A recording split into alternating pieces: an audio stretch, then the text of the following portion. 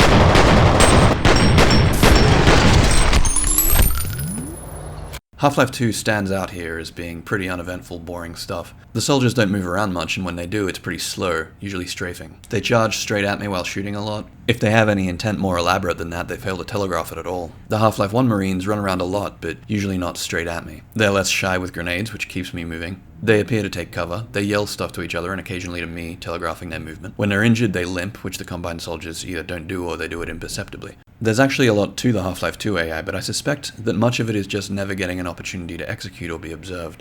Part of the problem, I think, is that they can shoot accurately while running and strafing, which means they never really need to do anything else.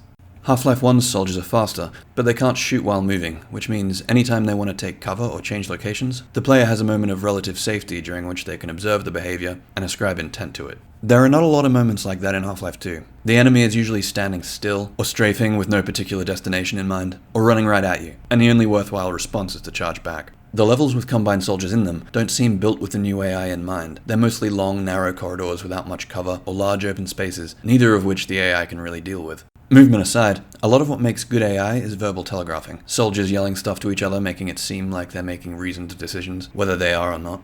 Fear really nails this, and Half-Life 1 goes okay, but Half-Life 2 fails entirely because you can almost never figure out what they're saying. Just mounting hard point, just reports suspect incursion at location. Dispatch, we need to watch subject is 505, issuing non-compliant citation. It's heavily radio filtered and usually in some kind of code. If you pay a lot of attention, or read the strategy guide, you might realize that the last soldier in a squad always yells outbreak.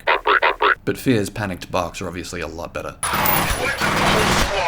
There are also a number of situations where Half-Life 2 cheats by letting the AI make decisions off of information it shouldn't have. For example, a Combine soldier that's lost sight of you will throw a grenade to flush you out of where it believes you are, but only if you actually are still there. You occasionally catch them firing at where you used to be, but they'll never misdirect a grenade.